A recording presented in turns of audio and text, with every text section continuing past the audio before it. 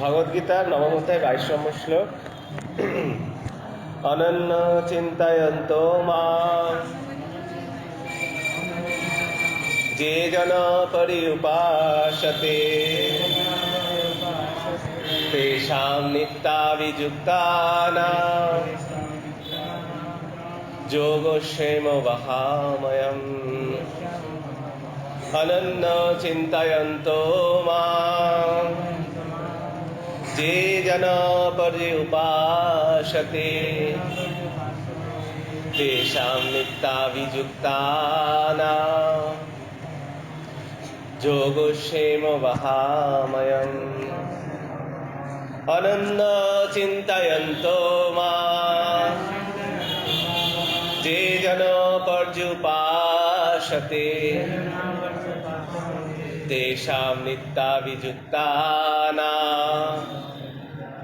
যোগক্ষেম বহাময়ম। অনন্য অনন্য চিন্তয়ন্ত চিন্তা করতে, মাম আমাকে, যে জনা ব্যক্তিগত,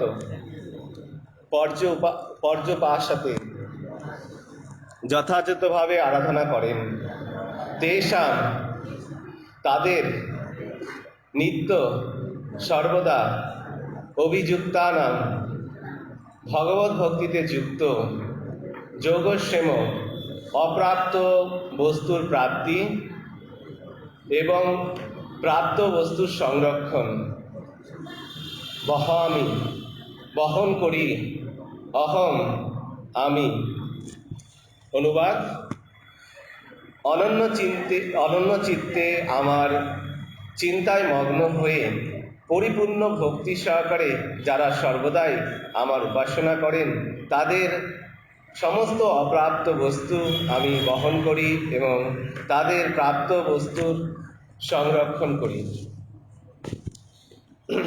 তাৎপর্য শিল প্রভুপাদ দ্বারা: যিনি কৃষ্ণ ভাবনা ছাড়া এক মুহূর্ত থাকতে পারেন না, তিনি শ্রবণ, কীর্তন, স্মরণ, বন্দন, অর্চন, পাদ সেবন, দাস্য, সখ্য এবং আত্মনিবেদনের দ্বারা নবদা ভক্তিপরায়ণ হয়ে 24 ঘণ্টা শ্রীকৃষ্ণের স্মরণ ছাড়া অন্য কিছুই করেন না। ভক্তির এই সমস্ত ক্রিয়া পরম মঙ্গলময় এবং পারমার্থিক শক্তিসম্পন্ন, যার ফলে ভক্ত আত্মনিবেদনের আত্ম উপলব্ধিতে পূর্ণতা লাভ করতে পারেন। তখন তার একমাত্র অভিলাষ হয় ভগবানের সঙ্গ লাভ করা। এই প্রকার ভক্ত অনায়াসে নিঃসন্দেহে ভগবানের সান্নিধ্য লাভ করেন। একে বলা হয় যোগ। ভগবানের কৃপার ফলে এই ধরনের ভক্তদের আর কখনো এই জড়জাগতিক বদ্ধ জীবনে ফিরে আসতে হয় না। ক্ষেম শব্দ কথাটির অর্থ হচ্ছে ভগবানের কৃপাময় সংরক্ষণ। যোগের দ্বারা কৃষ্ণ ভাবনা লাভ করতে ভগবান ভক্তকে সহায়তা করে এবং তিনি পূর্ণরূপে কৃষ্ণ ভাবনায় ভাবিত হয়ে ভগবান তাকে দুঃখময় বন্ধন থেকে পতিত হওয়ার সম্ভাবনা থেকে রক্ষা করেন। হরে কৃষ্ণ। খুব গুরুত্বপূর্ণ শ্লোক আছে এটি। শ্রীমদ্ ভগবদ গীতার এই শ্লোকে ভগবান ভক্তদের কাছে ভগবান এক রকমের একটা ভক্তদেরকে বলছেন যে যারা ভক্তি করবে তাদের যা পাওয়ার আছে ভগবান তা নিজে এনে দিয়ে দেবেন, এবং যা তাদের কাছে আছে আগে থেকেই সেটাকে ভগবান সংরক্ষণ করবেন। তো এখন রথযাত্রা আসছে, তো একটু আমরা জগন্নাথের একটু ছোট এই যে শ্লোকটি আছে, এটি জগন্নাথের লীলার সঙ্গে যুক্ত আছে। আমি একটু ভগবান জগন্নাথের একটা ছোট্ট লীলা, এই যে শ্লোকের মাধ্যমে ভগবান এই শ্লোকটাকে যে পূর্ণতা দান করেছেন সেটি আমি একটু ছোট্ট লীলা বলবো। তো ভগবান জগন্নাথের রথযাত্রা আসছে, 4 তারিখে আসছে, আর স্নান যাত্রা আসছে সামনে। তো এক ভগবানের একজন মহান ভক্ত ছিলেন ভগবান শ্রীকৃষ্ণের। তার নাম ছিল হচ্ছে তার নাম গীতা পান্ডা ছিল। সেই ভক্ত রোজ শ্রীমদ্ ভগবদ গীতা সম্পূর্ণরূপে অধ্যয়ন করতেন। আমরা ভগবদ গীতা দেখছি, আমাদের এই শ্রীমদ্ ভগবদ গীতায় 18টি অধ্যায় এবং 700 শ্লোক আছে। তো উনি রোজ 700 শ্লোকের অধ্যয়ন প্রতিদিন বাড়িতে বসে বসে করতেন। আর তিনি এমনি বাড়িতে এছাড়া কোনো কাজ করতেন না, কারণ তিনি সম্পূর্ণভাবে ভগবানের উপর নির্ভরশীল থাকতেন। তিনি সারাদিন গীতা অধ্যয়ন করার ফলে মানুষজন তাকে গীতা পান্ডা রূপে ডাকত, এবং এর ফলে তার একটা পরিচিতি হওয়ায় তারা সবাই তাকে এই যে তিনি এই ভগবদ্গীতা পাঠ করতেন এবং বাড়িতে বাড়িতে ভিক্ষা করতেন। তিনি প্রতিদিন 5টা বাড়িতে গিয়ে ভিক্ষা করতেন। তিনি ব্রাহ্মণ ছিলেন যেহেতু, তো ব্রাহ্মণের ধর্ম হচ্ছে ভিক্ষা করা, দান গ্রহণ করা। তো প্রতিদিন 5টা করে বাড়িতে যেতেন এবং যা ভিক্ষা পেতেন সেটাই বাড়িতে নিয়ে আসছেন, এবং তার মাধ্যমে তার মানে পরিবার চলত। তো একটা সময় হয়েছিল যে যখন তিনি খুব যেখানে তিনি বাস করতেন সেখানে খুব খরা হয়ে গেছিল, এবং সেই সময় তাই জন্য খাবারের খুব সংকট দেখা দিয়েছিল, খাবার পাওয়া যাচ্ছিল না। তো এবার সেই সময় তিনি যাচ্ছেন বা বাড়িতে বাড়িতে, এবার কখনো কখনো ভিক্ষা দিচ্ছে, 5টা বাড়িতে করতেন, তো কেউ কেউ ভিক্ষা দিচ্ছিল না। আস্তে আস্তে আস্তে অনেক দিন যখন কেটে যায়, যখন এরকম পরিস্থিতি খরা, খুব প্রচণ্ড খরা হচ্ছে, মানুষজন খেতে পাচ্ছে না, তো তখন তিনি যখন ভিক্ষা করতে যাচ্ছেন তখন মানুষজন আর তাকে কিছুই দিচ্ছে না। তো তার ফলে তিনি বাড়িতে ফিরে এসছেন। বাড়িতে ফিরে তার কাছে কিছুই নাই। তো তার স্ত্রী বলছেন যে আপনি আজকে তো রান্না করতে হবে, তো বাড়িতে তো কিছুই নাই, ভিক্ষা করে কিছু নিয়ে আসুন। তখন উনি বলছেন যে আমি তো ভিক্ষা করতে গিয়েছিলাম, কিছুই পাওয়া যাচ্ছে না। এরকম করে 2-3 দিন 4 দিন হচ্ছে, কিছুই পাওয়া যাচ্ছে না। তিনি রোজ নিয়মিত কিন্তু এই গীতা অধ্যয়ন এভাবে করতেন। তো প্রতিদিন অধ্যয়ন করছেন, আর প্রতিদিন এরকমভাবে খাবার না পাওয়ায় তারা খুব খুব কষ্টের মধ্যে আছেন। তার স্ত্রী বলছেন যে আপনি কিছু ব্যবস্থা করুন, না হলে আমাদের সন্তানরা তো খুব কষ্টের মধ্যে আছে, রোজ রোজ কিছুই খেতে পাচ্ছে না, সামান্য জল খেয়ে তারা এইভাবে খুব কষ্টের মধ্যে জীবনযাপন করছে। তো কিন্তু গীতা পান্ডা তিনি ছিলেন, তার ভগবানের উপর সম্পূর্ণ বিশ্বাস ছিল, তাই জন্য তিনি গীতা পড়ছিলেন। এবং তিনি বললেন তার স্ত্রীকে, দেখো ভগবান গীতার এই দেখো 9ম অধ্যায়, ভগবান এই শ্লোকটা দেখেই বললেন যে 22 নম্বর শ্লোকটি দেখো, ভগবান গীতাতে বলছেন যে সর্বদা আমার চিন্তা করে তার যা যা দরকার আমি নিজে এসে বহন করে দিয়ে যাই। আর তার যা তো তাহলে আর ভগবান যখন বলেছেন যে তিনি এসে বহন করে দিয়ে যাবেন, আমরা কেন এত চিন্তা করবো। তখন এরকমভাবে আরো 1-2 দিন কেটেছে, যে তখন তার স্ত্রী এসে তখন বলছে আবার তিনি আবার সেই শ্লোকটাই দেখিয়েছেন। তো তখন উনি এসে একটা পেন নিয়ে এই শ্লোকটার যে ইয়েগুলো ছিল বলছে এগুলো সব মিথ্যা, এগুলো সব বইয়ে লেখা আছে, এগুলো সব ভগবান এরকম কিছু করেন না, দিয়ে এগুলো সব মিথ্যা কথা দিয়ে কেটে দিয়েছেন, এরকম কালি দিয়ে কেটে দিয়েছে। তো তখন তার স্বামী খুব দুঃখ পেয়েছেন যে তুমি এরকম কি করলে, এরকম ভগবানের যে শব্দ এটি ভগবান থেকে অভিন্ন, ভগবান যে কথাগুলি বলেছেন এগুলি কখনোই মিথ্যা হতে পারে না, তার সম্পূর্ণ বিশ্বাস। তিনি বলছেন যে ভগবানের এই শব্দগুলো স্বয়ং ভগবান নিজে তার থেকে কোনো ভিন্নতা নাই। তুমি এইভাবে ভগবানের শব্দকে কেড়ে দিলে তুমি একটা বড় অপরাধ করলে ভগবানের চরণে। তোমার বিশ্বাস নাই ভগবানের উপর, ভগবান সমস্ত জগৎকে দেখছেন, তো তার কথা কখনোই মিথ্যা হতে পারেন না, তিনি অবশ্যই তার কথার সত্যতা রক্ষা করবেন। তো তারপরে তার স্বামী খুব দুঃখ পেয়েছে, আর স্ত্রীও এরকম কি দরজা বন্ধ করে দিয়েছে, দিয়ে তিনি কান্নাকাটি করছেন এদিকে, আর স্বামীও দুঃখ পেয়ে বাড়ি থেকে চলে গেছে, অন্য দূরে চলে গেছেন। দিয়ে তারপরে কিছুক্ষণ পরে তো দরজা বন্ধ করে কান্নাকাটি করছেন, কিছুক্ষণ পর দেখছেন যে তাদের দরজাতে এমনি করে ধাক্কা দিচ্ছে, কি আর কি আওয়াজ হচ্ছে, দিয়ে ভাবছে হয়তো কেউ আছে। দিয়ে অনেক কিছুক্ষণ পরে দেখছে আবার ধাক্কা দিচ্ছে এবং ডাকছে যে কেউ বাড়িতে কেউ আছেন, বাড়িতে কেউ থাকলে আসুন। তো তখন যে তার স্ত্রী ছিলেন উনি তখন দরজাটা খুলেছেন, দেখছেন 2জন ছেলে ওখানে, বাচ্চা ছেলে ছোট বয়সে তারা এসে তখন বলছে, হে মা দেখ, আমরা আপনার জন্য কিছু নিয়ে এসেছি, দেখুন। তো বলছে, কি নিয়ে এসেছি? বলছে, আপনার স্বামী আসলে আমাদেরকে পাঠিয়েছেন। আপনার স্বামী তো কিছু জিনিসপত্র পাঠিয়েছেন তার বন্ধুর কাছ থেকে। তার স্বামীর পরিচিত একজন বন্ধু ছিল, তো তিনি এই যে আপনাদের যে অবস্থা ভেবে, তিনি তার বাড়ি থেকে এগুলো পাঠিয়েছেন, আমরা নিয়ে এসেছি, এগুলোকে দেখুন একটু। তো তখন স্ত্রী খুব ভাবছে কি নিয়ে এসছে দেখি, গিয়ে দেখছে যে প্রচুর জিনিসপত্র, একটা পুরো মানে বোঝাই করা একটা, তো প্রচুর জিনিসপত্র আছে, এবং দেখছেন যে কি নাই তার মধ্যে, সমস্ত সামগ্রী, খাবার দাবারের।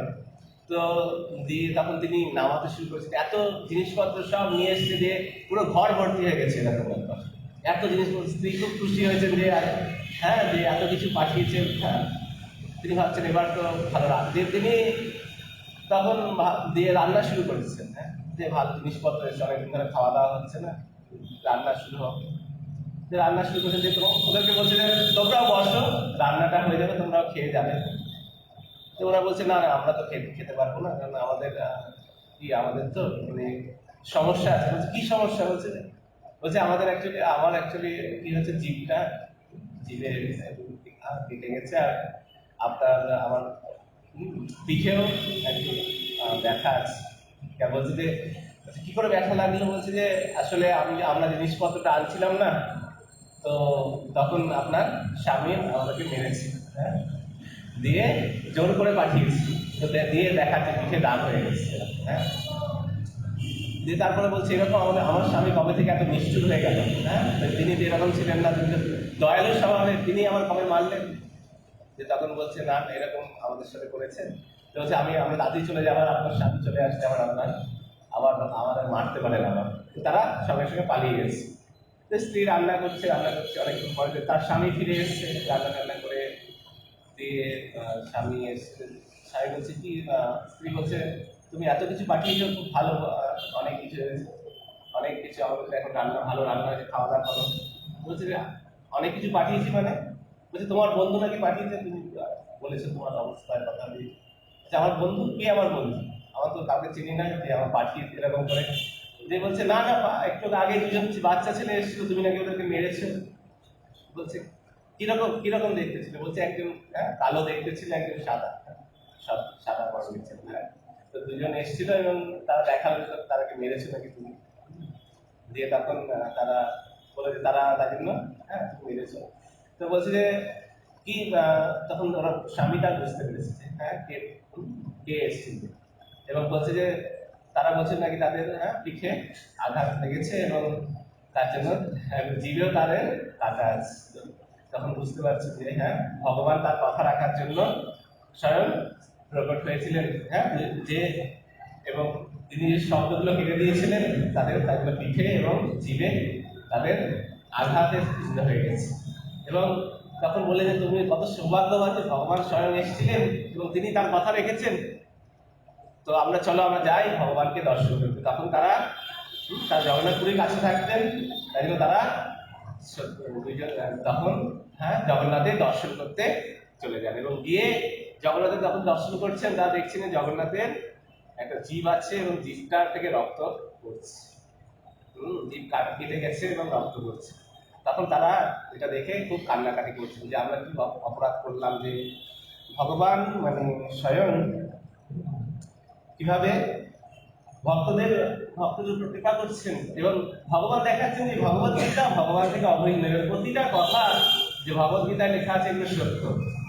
এবং যেহেতু এই যে যারা এই অনন্য চিন্তে, এখানে তাই জন্য বলা আছে যে অনন্য চিন্তা, যারা অনন্য চিন্তে ভগবানের এইভাবে ডাকবে, ভগবানের সেবা করবে। এখানে বলা আছে যে শ্রবণ, কীর্তন, স্মরণ, যে কোনো উপায় যদি ভগবানের চিন্তাটা করা সম্ভব হয়, ভগবান অবশ্যই তাদের সমস্ত ইচ্ছাগুলো পূর্ণ করবে, এবং তাদের যা আছে সেগুলো সংরক্ষণ করবে। এটা ভগবান বারবার প্রমাণ করেছেন। আমরা দেখতে পারি ভাগবতের একটি সুন্দর লীলা আছে, যেটা আমরা পড়েছি অনেকবার, কিভাবে ভগবান ভক্তদের রক্ষা করেন এবং ভক্তদের সংরক্ষণ করেন। তো ভাগবতের পঞ্চম স্কন্ধে আমরা দেখতে পাই ভরত মহারাজের কথা আছে। যেখানে ভরত মহারাজ একজন সারা পৃথিবীর রাজা ছিলেন, এবং সারা পৃথিবীর রাজা হওয়া সত্ত্বেও তিনি খুব কম বয়সে, বলা হয়েছে তিনি 25 বছর বয়সে, প্রায় 24 বছর বয়সে, তিনি 24 বছর বয়সে সমস্ত পৃথিবীর সাম্রাজ্যকে তিনি ত্যাগ করেছিলেন। তার বলা হচ্ছে যে যেমন একটা ব্যক্তি, হ্যাঁ, এই জগতে মল ত্যাগ করে, মলমূত্র ত্যাগ করে, কোনো তার প্রতি আসক্তি থাকে না, সে মলমূত্র ত্যাগ করে সে যেন কষ্ট থেকে মুক্ত হয়। সেরকমই যে ভরত মহারাজ ছিলেন, তিনি পৃথিবীর রাজা হয়ে এই যুবক বয়সে তিনি ভগবানের প্রতি যা তার যে প্রগাঢ় ভক্তি বা ভালোবাসা ছিল, তার ফলে তিনি এই মল রূপে যেন এই জগৎটার যে সমস্ত ঐশ্বর্য, শক্তি, সাম্রাজ্য, স্ত্রী, পুত্র, সব কিছু ত্যাগ করে দিয়েছিলেন। হ্যাঁ, কারণ বলা আছে উত্তম শ্লোক ও লালসা, যে ভগবানকে পাওয়ার তার লোভ হয়েছিল, তার ইচ্ছা ছিল, তার বড় একটা লোভ হয়েছিল যে আমি ভগবানকে লাভ করবো, ভগবানকে লাভ করে আমি আমার জীবনে ভগবানের কৃপা লাভ করবো। এর জন্য সত্যযুগে কি ছিল, যে সত্যযুগে ভগবানকে লাভ করতে গেলে সবকিছু ত্যাগ করে যেতে হয়, বনে যেতে হয়, কারণ তপস্যা করতে হবে। তপস্যা বাড়িতে বসে বসে হয় না, হ্যাঁ, তপস্যা করতে গেলে একটা নির্জন স্থানে গিয়ে ভগবানের নিশ্চিন্ত চিত্তে ভগবানের চিন্তা করতে হয়, এই যে অনন্ত চিন্তা যেমন বলা হচ্ছে। তো সেরকমই ভরত মহারাজ মাত্র 24 বছর বয়সে সব কিছু ত্যাগ করেছিলেন। কি কি ত্যাগ করেছেন বলা হয়েছে, আত্মগারা সুত দ্বারা পশু দ্রবিনা বন্ধু, তিনি নিজের স্ত্রী, সন্তান, বাড়ি, ঐশ্বর্য, বন্ধু বান্ধব, তারপরে তার যে বিভিন্ন যে যানবাহন ছিল, মানে ঘোড়া, হাতি যা ছিল, সব কিছু ত্যাগ করে তিনি ভগবানের কে লাভ করার জন্য চলে গিয়েছিলেন। এবং তিনি যখন তিনি বনে, হ্যাঁ, তিনি চলে গেছিলেন পুলস্ত নদীর তীরে, তিনি একটা সুন্দর পরিবেশে তিনি সেখানে ভগবানের ধ্যান করছিলেন। তো বলা আছে যে ভগবানের ধ্যান করার জন্য সকালবেলাটা সবচেয়ে ভালো। হ্যাঁ, সকালবেলায় ভগবানের চিন্তা, তিনি এরকম প্রতিদিন সকালবেলায় উঠে পূজার সামগ্রী, যজ্ঞের সামগ্রী আনতেন, এবং রোজ তিনি ভগবানের এভাবে যজ্ঞ করতেন, আহুতি দিতেন। এরকম প্রত্যেকদিন করতেন, খুব নিষ্ঠা সহকারে ভগবানের পূজা অর্চনা করতেন। তো এইরকম একদিন এরকম ভাবে পূজা অর্চনা করছিলেন। তো তিনি এইভাবে অর্চনা করার সময় হঠাৎ তিনি একটা খুব জোরে আওয়াজ শুনলেন, একটা সিংহের, হ্যাঁ, একটা আওয়াজ তিনি এখানে শুনেছিলেন। এবং আওয়াজটা শোনার পর তিনি দেখলেন যে একটা হরিণ দৌড়ে যাচ্ছে, এবং ভয় পেয়ে সে যখন দৌড়ে যাচ্ছে, যেতে যেতে হঠাৎ তিনি কি হয়েছে যে নদীটা পার করতে গিয়ে সে পড়ে গেছে, এবং পড়ে গিয়ে সেখানে একটি সন্তান উৎপন্ন করেছে, এবং সে মারা গেছে। মা যে হরিণটা ছিল সেটি মারা গেছে, এবং সেই বাচ্চাটি ওখানে পড়ে গেছে। তো যখন ভরত মহারাজ এখানে কি তার আশ্রমে বসে বসে এখানে দেখছিলেন, হ্যাঁ, যেটা তার চোখের সামনে হচ্ছিল, তো তিনি তার পূজার মধ্যে ব্যস্ত ছিলেন। তখন যখন দেখেছেন হরিণ শিশুটাকে দেখে তিনি খুব একটা তার মায়া হয়েছে, যে আমি এই শিশুটাকে এখন কেউ নয় একে রক্ষা করার মতো, দেখাশোনা করার মতো, আমাকে এর রক্ষা করতে হবে। এখানে ভরত মহারাজের এই শিক্ষাটা, এখানে শিক্ষামূলক একটা ঘটনা, হ্যাঁ, ভগবান, যদি সত্য ঘটনা, তবে এখানের মধ্যে শিক্ষা আছে যে ভক্ত জীবনে এরকম পরিস্থিতি আসে, হ্যাঁ, যেখানে সে ভগবানের সেবা যখন করছে নিষ্ঠা করে, তখন সেই রকম ভাবেই একইভাবে এইরকম কোনো একটা আসক্তির বস্তু তার সামনে আসে, এবং সে সেই বস্তুটাকে সে গ্রহণ করার চেষ্টা করে, সেই বস্তুটাকে সে সংরক্ষণ করার চেষ্টা করে, এবং সেই সংরক্ষণ করতে করতে সে আস্তে আস্তে সে ভগবানকে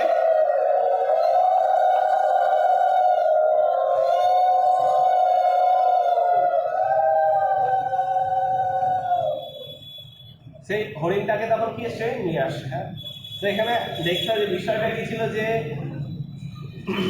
ভরত মহারাজ কেন বনে গেছিলেন, তপস্যা করার জন্য, ভগবানকে লাভ করার জন্য। আর তিনি তো প্রজা পালন আগেই করছিলেন রাজা হিসাবে, প্রজা পালন মানে সবাইকে পালন করছিলেন। তো সব কিছু ছেড়ে যখন এগুলোকে ছেড়েই গেলেন, তখন আবার একটা হরিণকে পালন করার ইচ্ছা কেন হলো? হ্যাঁ, কি দরকার? কেননা তিনি এত পুরো পৃথিবীর সাম্রাজ্য ছিলেন, তিনি সবাইকে পালন করছিলেন, কিন্তু সব কিছু ছেড়ে চলে গেলেন যাতে এগুলো আর আসক্তিগুলোকে ত্যাগ করে আর ওখানে গিয়ে আবার সেই একই আসক্তি তার চলে আসে, তাই না? যে হরিণ শিশুটাকে পেয়েছেন, হরিণ শিশুটাকে নিয়ে এসছেন, এবার তিনি পুজো করতে করতে করতে মাঝে মাঝে দেখছেন হরিণ বাচ্চাটা খেলাধুলা করছে, তিনিও সেটা দেখে দেখে আনন্দিত হচ্ছেন। যে আবার তিনি পুজো করতে করতে করতে আবার বাচ্চাটাকে মাঝে মাঝে কোলে নিচ্ছেন। এই করতে করতে তিনি একসময় কি সব পুজোটা অমনোযোগী হয়ে গেলেন, পুজোটা আর ভালো করে তখন থেকে আর করছেন না। তখন এই বাচ্চাটাকে নিয়ে ব্যস্ত হয়ে গেলেন, যে আস্তে আস্তে বাচ্চাটাকে নিয়ে খেলা করতে করতে করতে করতে তিনি এটা খুব আসক্ত হয়ে পড়েছেন এবং তিনি আর ভগবানের সেবাটা মনোযোগ দিয়ে করতে পারছেন। এর ফলে সে ধীরে ধীরে ধীরে তার চেতনা নিচের দিকে যেতে লাগলো এবং একসময় কি হয়েছিল, হরিণ শিশুটা একসময় তিনি আর দেখতে পাচ্ছেন না, খুঁজে পাচ্ছেন না কোথায় গেল হরিণ শিশু। যে তাকে তিনি চারিদিকে খুঁজছেন, যে তখন তিনি খুব তার প্রতি একটা আসক্তি হয়, তার জন্য কান্নাকাটি শুরু করেছেন যে কোথায় চলে গেল, আমার উপর রাগ করলো নাকি, রাগ করে কোথাও চলে গেল, তিনি এই ছোট্ট বাচ্চা কোথাও চলে গিয়ে কোনো বিপদ হলো নাকি, এইভাবে তিনি বিভিন্নভাবে চিন্তা করছেন। চিন্তা করতে করতে তিনি খুঁজে খুঁজে বেড়াচ্ছেন এবং সেই খুঁজতে খুঁজতে খুঁজতে তিনি একটা পাহাড়ের উপরে এসে সে হরিণের চিন্তা করতে করতে তিনি পাহাড় থেকে হঠাৎ পড়ে যান এবং সেখানে দিয়ে এবং যেহেতু চিন্তা করছিলেন হরিণের, এবং সে ওই মৃত্যুর সময় হরিণের চিন্তা করতে করতে এবং কি হয়, তিনি শরীর ত্যাগ করেন, দিয়ে পরের জীবনে তিনি হরিণ রূপে জন্ম নেন। বোঝা যাচ্ছে এখানে কিভাবে ভক্ত, যে ভগবান ভক্তি জীবনে কেউ আসে তখন কি হয়, সবকিছু ছেড়ে দেয়, যে আচ্ছা এই জগতের যে বিভিন্ন কার্যাবলী কর্ম এবং বিভিন্ন যে জিনিসগুলো আছে, কিন্তু দেখা যায় যে ভক্তিতে আসার পরে আবার সেই জিনিসগুলোর প্রতি তাদের আসক্তি পুনরায় চলে আসে। যাই ভক্তিতে আসলে কেউ হয়তো কোনো বিভিন্ন বাইরে খাওয়া দাওয়া করে না, কোনো সিনেমা বা এসব কোথাও যায় না, বা কোনো এদিকে জনজাগতিক কোনো অনুষ্ঠানে যায় না, তাই না? তো তারা ধীরে ধীরে ভগবানকে কেন্দ্র করে জীবনযাপন করে, কিন্তু ভক্তিতে আসার পরে দেখা যায় যে আবার ধীরে ধীরে ধীরে ধীরে মনটা ওইদিকে চলে যাচ্ছে, পুরোনো দিকে। তো কেন ভরত মহারাজ কি ছিলেন, তিনি রাজা ছিলেন, তিনি পালন করার একটা আগে থেকে অভ্যাস ছিল। তো তিনি যখন এই হরিণ শিশুটাকে অসহায় দেখেছেন, তার মধ্যে আবার সেই ইচ্ছাটা আবার চলে এসেছে। সেরকমই ভক্তি জীবনে আমরা আগে থেকে পুরনো যে ইচ্ছাগুলো আগে অনেক দিন ধরে আছে, ভক্তি করার পরে আস্তে আস্তে সেগুলো যাচ্ছিল, কিন্তু আবার সেগুলো জেগে উঠেছে যখন আমরা অমনোযোগী হয়ে যাচ্ছি। এইখানে হচ্ছে ভক্তির মধ্যে অমনোযোগী হয়ে যাওয়া, এর মাধ্যমে ধীরে ধীরে ধীরে ভক্তি থেকে একজন দূরে চলে যায়। বোঝা যাচ্ছে কিভাবে ভক্তি হচ্ছে, কথাটা হচ্ছে মনোযোগ দেওয়া। এই জন্য ভগবান এখানে বলছে মনোযোগ দিতে, অনন্য চিন্তা বলছে, যে অন্য আর চিন্তা করতে মানা করছে। তুমি ভগবান বলছে তুমি আর কিছু চিন্তা করো না আমাকে ছাড়া, অনন্য চিন্তায় অন্তম। সবসময় অন্য মানে বলা হচ্ছে যে অন্য কিছু আর চিন্তা করা যাবে না। এই জন্য ভক্তির পথটা হচ্ছে এই কিভাবে করতে হবে, যে সর্বদা ভগবানের বিধি বিধান। যেমন এই জন্য এই যে বলা আছে মাধব তিথি ভকতি জননী যতনে পালনে করি, কৃষ্ণ বসতি বসতি বলি সাধনের আদর করি। তো বলা হচ্ছে যে এই যে আজকে একাদশী আছে, এরকম যে ভগবানের যে তিথিগুলো আছে এগুলো হচ্ছে মাধব তিথি বলা আছে। মাধব তিথি ভকতি জননী, ভক্তির জননী মানে ভক্তি দান করে। জননী মা যেমন দেখাশোনা করেন, সেরকমই সন্তানের, সেরকম এই যে একাদশী ব্রত, এরকম ব্রতগুলো হচ্ছে আমাদের ভক্তির আমাদের পালন করে, ভক্তিকে বৃদ্ধি করে। তাই জন্য এইগুলো আমাদের পালন করতে হবে। তো এইভাবে ভরত মহারাজ যখন কি হচ্ছে, আমরা দেখছি যে এইভাবে হরিণের চিন্তা করতে করতে শরীর ত্যাগ করেছে। আমরা যেভাবে যা চিন্তা করব, শরীর ত্যাগ করবো, বা জানি আমরা পড়ে আছি সবসময়, সেরকমই শরীর আমরা লাভ করি যতই আমরা ভগবানের নাম করি। কারণ ভরত মহারাজ বলা হয়েছে একজন সর্ব উচ্চ স্তরে ছিলেন, ভক্তির ভাব স্তরে। ভাব মানে হচ্ছে তার আরেকটু ভগবানকে পাওয়ার একটু আগে, আর আমরা তো খুব নিচের স্তরে আছি। তো এইভাবে তিনি হরিণ রূপে জন্ম নিয়েছিলেন এবং পরের জীবনে কিন্তু মনে রেখেছিলেন এই যে এটা হচ্ছে ভগবানের সুরক্ষা, যে তিনি হরিণ রূপে জন্ম নিয়ে তিনি মনে রেখেছিলেন যে আমি আগে ভক্ত ছিলাম, এইভাবে আমি সবকিছু ত্যাগ করে এসেছিলাম এবং কি কি করেছিলাম সব মনে আছে। এবং তিনি তখন দুঃখ প্রকাশ করছেন, কিভাবে এইভাবে আমি যে ভগবানের যে সেবা আমি ত্যাগ করে আমি এরকম একটা শরীর পেলাম। তিনি তখন বললেন যে আমি আর এই কারোর সঙ্গে মিশবো না। হ্যাঁ, তখন তিনি কি করতেন, সাধুদের আশ্রমের পাশেই থাকতেন। যেমন অনেক ভক্ত দেখা যায় যে আস্তে আস্তে আস্তে কি করে, তারা মন্দিরের পাশেই থাকে বা মন্দিরে যাতায়াত করে রেগুলার। তারা যখন আস্তে আস্তে উপলব্ধি করে যে এই জগতের যত সঙ্গ করবো তত আমাদের এই জগতের ময়লা মনের মধ্যে থেকে যাবে, তো তখন ধীরে ধীরে তিনি মন্দিরে মন্দির ওখানে আশ্রম ছিল একটা ঋষি মুনিদের, সেই আশ্রমে রোজ যেতেন হরিণ শিশু রূপে। এবং হরিণ রূপে গিয়ে ওখানে যখন কথা হতো ভগবানের আলোচনা, তিনি ওখানে বসে শুনতেন, রোজ শুনতেন এরকম। দেখুন, হরিণ রূপে থেকেও ভগবানের কথা শুনতে পাচ্ছে, আর তার চেতনাটা কিন্তু ভক্তেরই আছে। এবং সে তখন আর কি করতেন, তিনি খুব কঠোর ব্রত করতেন। তিনি কোনো কিছু কাঁচা কিছু খেতেন না, যে গাছের পাতাগুলো শুকনো পাতাগুলো পড়ে যেত সেই শুকনো পাতাগুলো খেয়ে জীবন ধারণ করতেন। এইভাবে তার হরিণ জীবন আস্তে আস্তে তিনি শরীর ত্যাগ করে এবং পরের জীবনে তিনি একজন ব্রাহ্মণ পরিবারে জন্ম নেন। এবং সেই ব্রাহ্মণ পরিবারে জন্ম নিয়ে সেই জীবনেও যদি দেখা যায় যে ব্রাহ্মণের, তো এখানে দেখা যাবে আরেকজন ভগবানকে সুরক্ষা প্রদান করে। তো ব্রাহ্মণ পরিবারে জন্ম নিয়েছেন এবং তিনি, তার মনে আছে যে আমি একসময় রাজা ছিলাম, তারপরের জীবনে আমি হরিণ ছিলাম, এই জীবনে আমি ব্রাহ্মণ রূপে জন্ম নিয়েছি। তো তিনি তাই জন্য ব্রাহ্মণ রূপে জন্ম নিয়ে এই জগতের কোনো কর্মকাণ্ড মধ্যে জড়াতেন না। তিনি তার পিতা তাকে শেখাতেন, এটা করতে হবে ওটা করতে হবে, শুদ্ধ হতে হয় বলে। হ্যাঁ, তো তিনি কিছু শিখতেন না, তিনি বলতেন যে এগুলো সব বাহ্যিক। তাই জন্য তিনি পিতার দেওয়া কোনো শিক্ষাকে তিনি গ্রহণ করেননি এবং তাই জন্য তার আর লোকের সঙ্গে কখনো কথা বলতেন না, বাইরের লোকের সঙ্গে। কারণ তিনি জানতেন যে বাইরের লোকের সঙ্গে মিশলে যার চেতনা দূষিত হয়ে যাবে। তাই জন্য চুপচাপ থাকতেন, একদম কোনো কথা বলতেন না, কারোর সঙ্গে কিছু করতেন না। তাই জন্য আর জ্বরের মতো থাকতেন যেন, তাই জন্য তার নাম ছিল জড়ভরত। তাকে বলা যেন জ্বর হয়ে গেছে, জীবিত হয়ে যেন জ্বরের মতো আচরণ করত।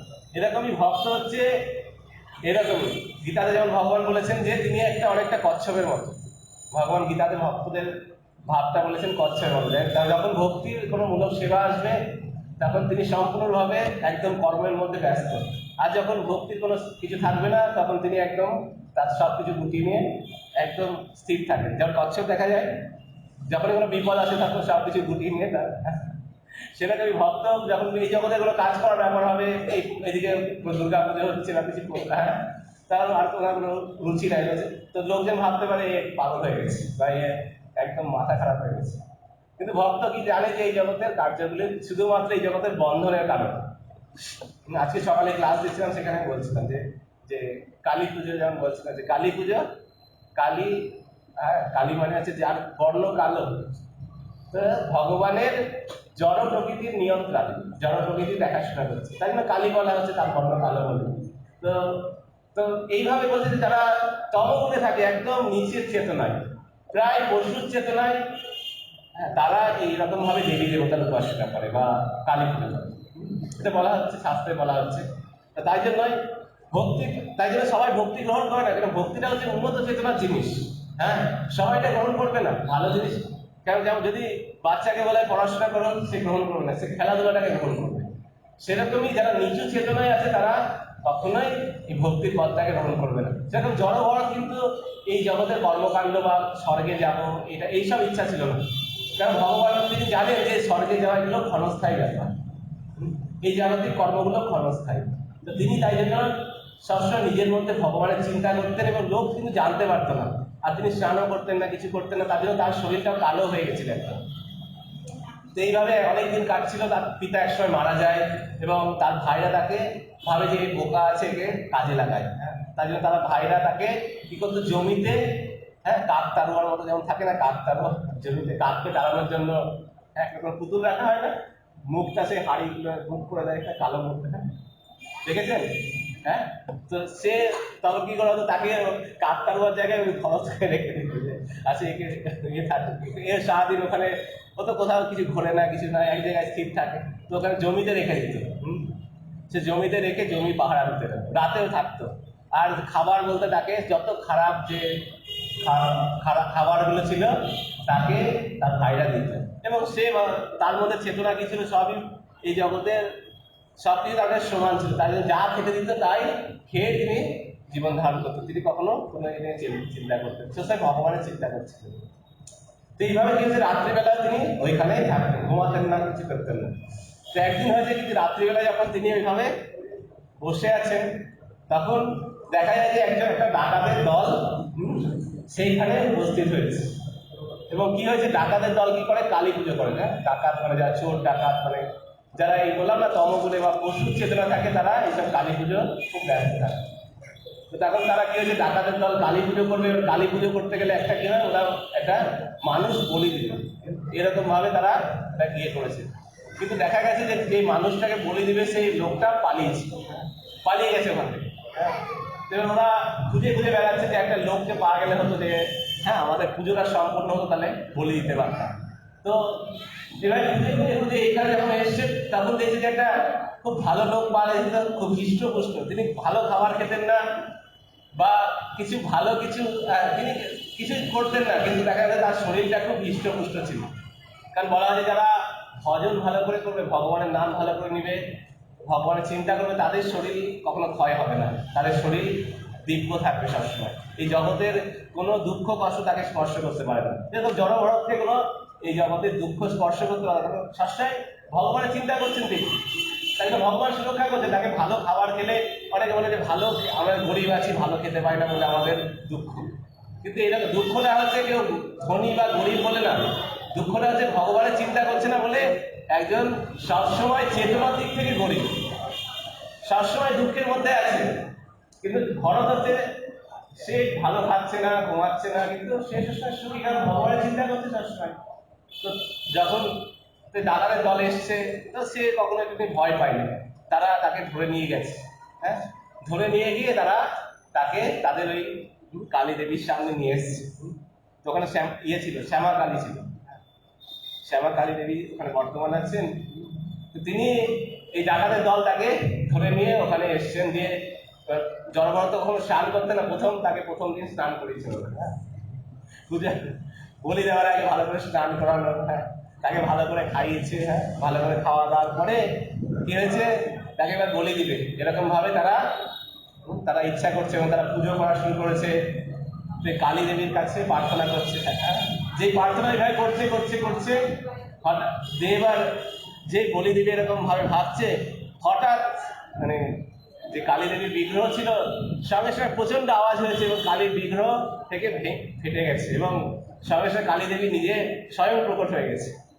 হ্যাঁ, এবার সবাই দেখা যাবে কালী দেবীকে এমনি দেখলে সবাই ঠিক আছে, মানে ভয় পায় না। এবার যখন স্বয়ং প্রকট হয়ে গেছে, তার হাতে খাড়া নিয়ে সবাই ভয় পেয়ে গেছে তখন। হ্যাঁ, স্বয়ং প্রকট হয়ে গেছে। দিয়ে যে প্রচন্ড রাগের মধ্যে, তিনি ক্রোধের মধ্যে সবার দিকে তাকাচ্ছে এবং খাড়া নিয়ে সঙ্গে সঙ্গে যাকে সামনে পেয়েছে তার মাথা কেটে দিয়েছে। যত ডাকাত ছিল সবাই একদম, যারা যারা তারা সবার মাথা কেটে দিয়েছে, কেউ কেউ পালিয়ে যাচ্ছে, তার হাত পা কেটে দিয়েছে, সবাইকে এভাবে একদম বিধ্বংস করে দিয়েছে। দিয়ে এর মাধ্যমে আমরা কি শিক্ষা পাচ্ছি? হ্যাঁ, যে ভগবানের যে ভক্ত হলে ভগবান দুর্গা দেবী তাকে সুরক্ষা প্রদান করেন, কালী দেবী, কারণ তিনি ভগবানের মায়া শক্তি। তিনি, তার কাজই হচ্ছে যে ভগবানের ভক্তদের রক্ষা করা, আর যারা ভক্ত না তাদেরকে বিভিন্ন রকমের কষ্টের মধ্যে রাখা। যতই তারা পুজো করুক, পুজো করলে তাদেরকে রক্ষা করবেন না।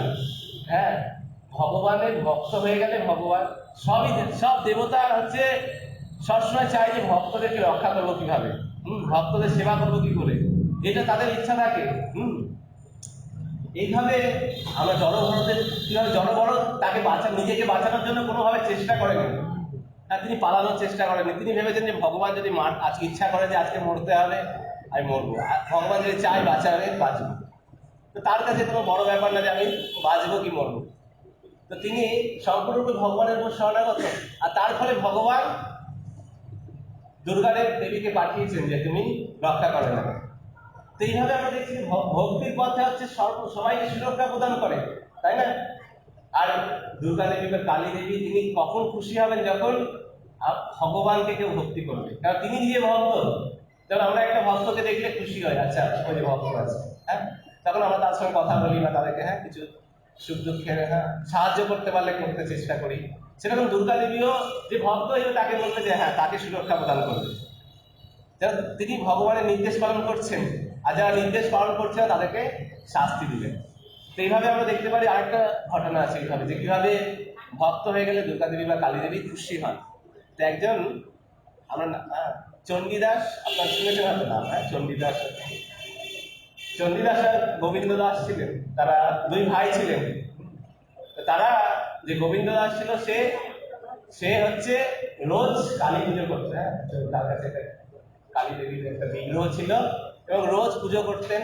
আর গোবিন্দ দাস আর চণ্ডীদাস হচ্ছে সে ইয়ে করতেন, ভগবান কৃষ্ণের ভজনা করতেন। তো এইভাবে রোজ তিনি করতেন। তো আর এবার গোবিন্দ দাসের একটা বাগান ছিল, ফুলের বাগান। সে রোজ ফুলগুলো তুলে কালী দেবীকে, চণ্ডী দেবীকে অর্পণ করতেন।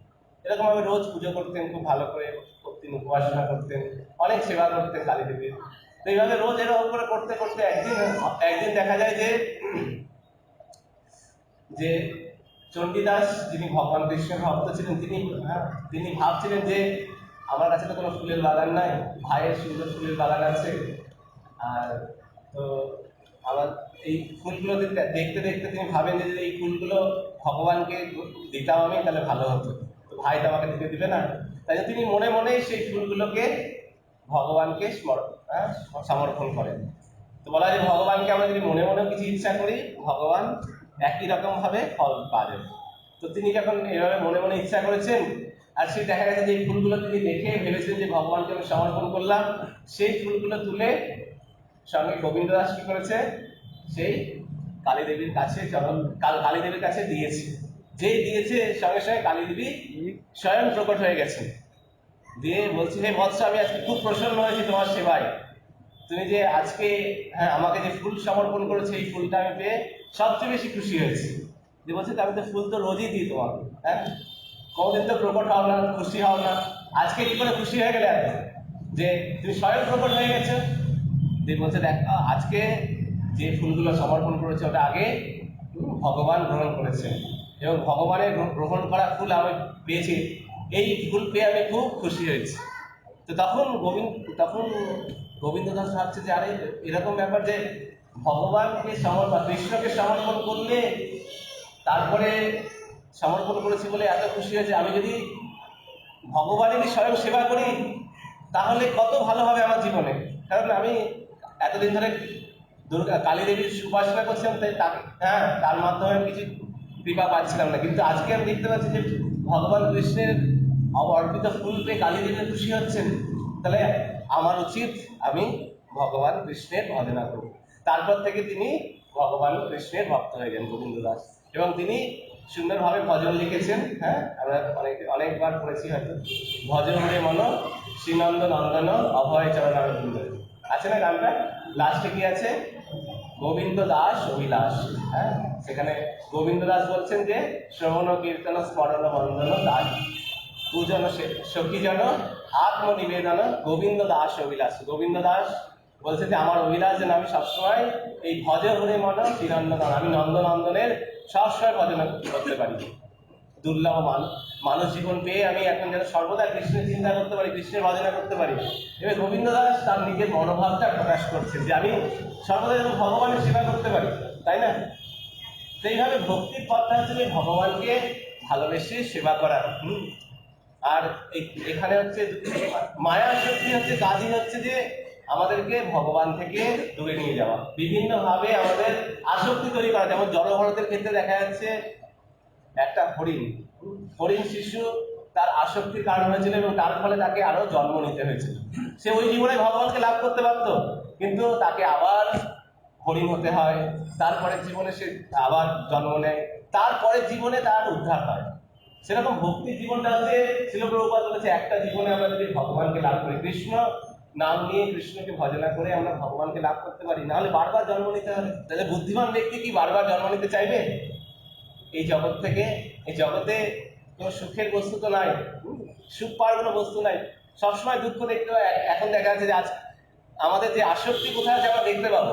আমরা যদি এই যে আজকে আমরা উপবাস করছি, যদি দেখতে পাচ্ছি যে আমাদের কত মনে হচ্ছে যে কত দুঃখ পাচ্ছি, তাই না?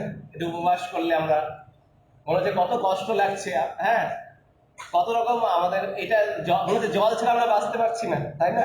হ্যাঁ, জলটা হ্যাঁ, তো এই বলা হচ্ছে যে যখন আমরা এই জলটাকে এখন জীবন বলছি, যখন আমরা এইভাবে কৃষ্ণকে ছাড়া বাঁচতে পারবো না, বা এইরকম অনুভব যে কৃষ্ণ ছাড়া একটা মুহূর্ত থাকা যাচ্ছে না, যেমন জল ছাড়া আমরা মনে হচ্ছে যে একটা মুহূর্ত মনে হচ্ছে একটা যুগের সমান মনে হচ্ছে যে একটা মুহূর্ত কাটছে না। হ্যাঁ, চৈতন্য মহাপ্রভু বলছেন না, যুগা এটাও নিমিষে না, মনে হচ্ছে যে ভগবান গোবিন্দ তোমাকে না দেখে একটা মুহূর্ত যুগের মতো লাগছে, সেরকম মনে হচ্ছে জলটা না খেয়ে আমার একটা যুগের মতো লাগছে। হ্যাঁ, এই ভক্তির পথটা হচ্ছে যে কৃষ্ণ জীবন। হ্যাঁ, কৃষ্ণকে জীবন রূপে লাগে, কৃষ্ণ ছাড়া একটা মুহূর্ত বাঁচতে পারবো না।